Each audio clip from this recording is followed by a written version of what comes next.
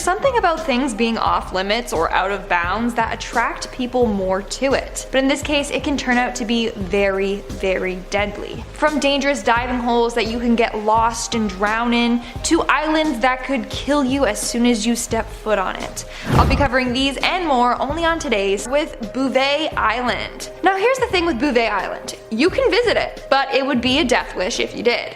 Bouvet Island is extremely isolated and is almost completely covered by a glacier. Its nearest inhabited land is 1,600 miles away. One way to get there is by boat, but it would take very long and you would be facing extreme weather conditions while doing so. As a result, most expeditions are done by helicopter. Even then, if the weather suddenly changes, you're basically screwed because the island is so remote and far away from other pieces of land. But in 1964, a lifeboat was found abandoned at this island. How did it get there? How could this little boat survive crossing the Southern Ocean? It's a mystery that still baffles many. But also, where did the passengers of the boat go, if they had any? We got no clue, just a couple of theories. And at number 4 we have Vortex Spring. Vortex Spring is known for having pretty complex diving caves, but only those that have a diving certificate or are accompanied by an experienced diver can go there by themselves. In the 1980s, 13 people died in the vortex. There's one area in the underwater caves that are considered so deadly that it's blocked off, and people are prohibited from entering there. It's got this creepy warning sign with the Grim Reaper, and it's often locked with a gate. It's just far too easy for people to get lost and drown in there. But that didn't stop Ben McDaniel. On August 18, 2010, Ben was seen entering the water near the caves and was never seen again. This case is quite strange, like there's a lot of pieces to it. Some say he faked his death because he owed the IRS a lot of money, and also he had a failed marriage, so maybe this was his way of starting over. Or Ben really did get lost in the caves and drowned, but his gear or body have never been found. In our third spot, we have the Bolton Strid. The Strid near Bolton Abbey is said to be the most dangerous stretch of water in the world. Just by looking at it, you wouldn't even think it's dangerous. I mean, the current isn't even that fast. But below the water surface are strong undercurrents that will toss you back and forth against the sharp, jagged rocks until you die. It's also fairly deep and it could just suck you down until you drown. In fact, it has a 100% fatality rate. Everyone that has gone or fallen in have never made it out alive. Their bodies also have never been found. There are a number of stories of people trying to leap across the river only to slip and fall in. In one case, there was a newlywed couple visiting the Strid. However, upon trying to cross the Strid, the bride fell in, and the groom fell in also trying to save her. As a result, there are a number of warning signs all around the area trying to warn people of the Strid's dangers. But of course, a lot of people ignore the signs since the Strid is so deceiving and looks pretty safe. In our second spot, we have North Sentinel Island.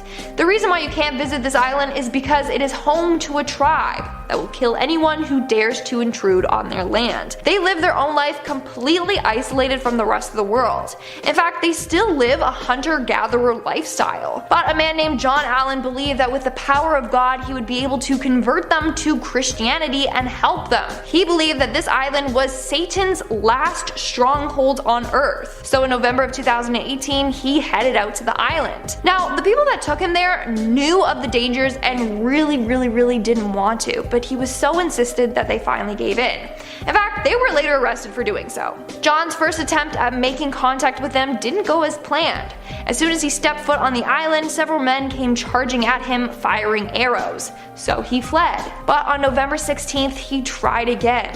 He got a fisherman to drop him off alone, and that was the last time anyone had ever seen him. When people went back there for him, they saw the tribe members dragging his dead body with a rope. And in our number 1 spot, we have the Secret Cave. It was the evening of August 17th, 2005, and 5 friends were having dinner together. They were Scott McDonald, J. Blake Donner, Jennifer Lynn Galbraith, Ariel Singer, and Stephen Hunley. While eating, the group got to talking about this secret cave, which was a legend where they were from. It's all about this cool secret cave slash hangout spot. Rumor has it that's where human sacrifices were made, etc. But of course, no one thought it was a real cave. That's when Jennifer said that it was real and that she had been there before. The friends, not really believing her, asked her to bring them there.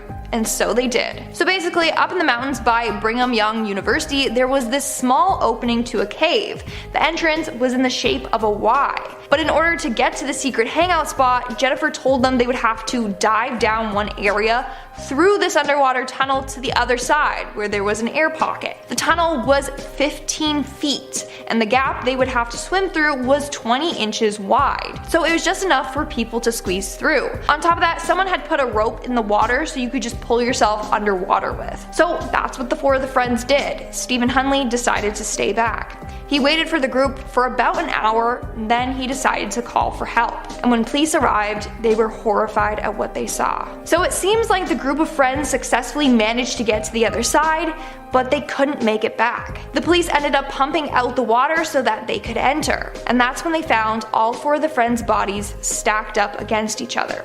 It seems as if the person leading, who was Jennifer, got stuck on the way out and then she drowned. It would then be impossible to swim over her. So then the second person that went swimming was stopped at Jen's body, and they couldn't get back out because then the third person was coming in. So everyone was just blocked in this small tunnel. Slowly but surely, all of them drowned in this small dark cave. For safety reasons, this cave is no longer accessible. Whew, okay, that was a heavy one, so let's move right along to our, and as always, don't forget to give this video a big thumbs up and subscribe.